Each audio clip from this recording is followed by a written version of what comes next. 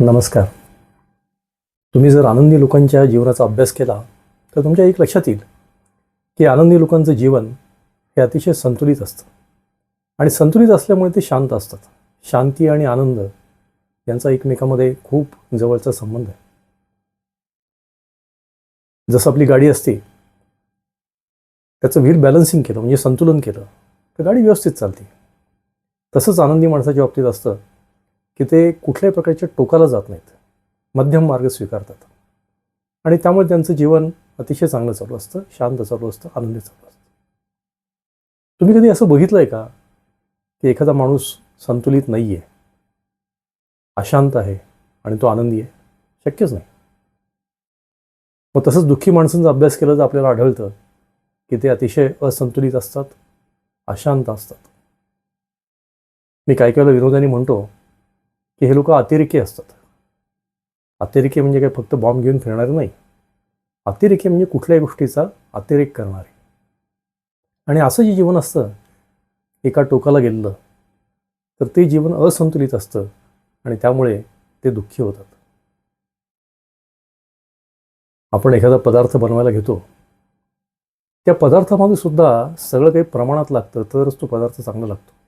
तिखट असेल, मीठ असेल, हिंग असेल, जे काय जिरे असतील ते योग्य प्रमाणात लागतात.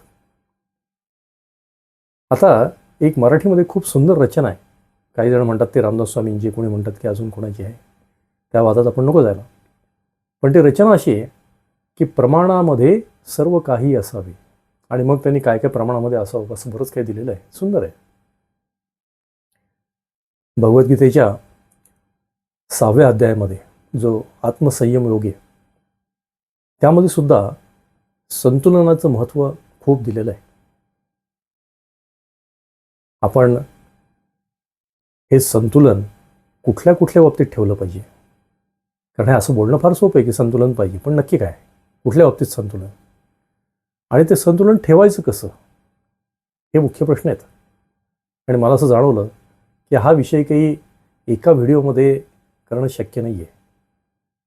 तर त्यामुळे मी असं ठरवलं की हा व्हिडिओ फक्त आपण या विषयाची सुरुवात म्हणून ठेवूयात आणि मग जसं जसं आपण पुढे जाऊ तसं एकेका विषयाचा कशात संतुलन ठेवायचं, कुठल्या विषयात संतुलन ठेवायचं आणि कसं ठेवायचं हे आपण पुढच्या काही व्हिडिओजमध्ये शेअर करू.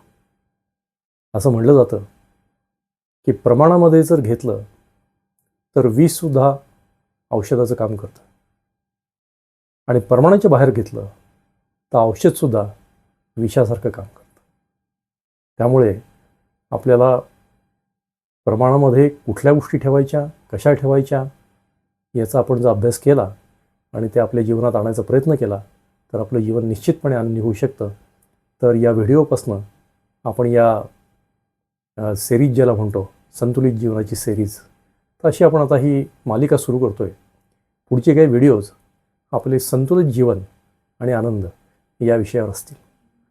मला खात्री आहे की तुम्हाला हे व्हिडिओ आवडत आहेत आणि आवडत असतील तर जरूर लाईक करा, सबस्क्राईब करा. कारण जसे जसे नवीन नवीन व्हिडिओज येतील तर तुम्ही सबस्क्राईब नाही केलं तुम्हाला नोटिफिकेशन येणार नाहीत आणि मग एखादा व्हिडिओ चुकून जाईल. आणि दुसरी गोष्ट, हा आनंद तुम्हाला जसा मिळतो आहे तसा तो इतरांबरोबर वाटा, म्हणजे इतरांनासुद्धा यातनं जास्तीत जास्त आनंद घेता येईल. आनंद वाटल्यामुळे वाढतोच. नमस्कार.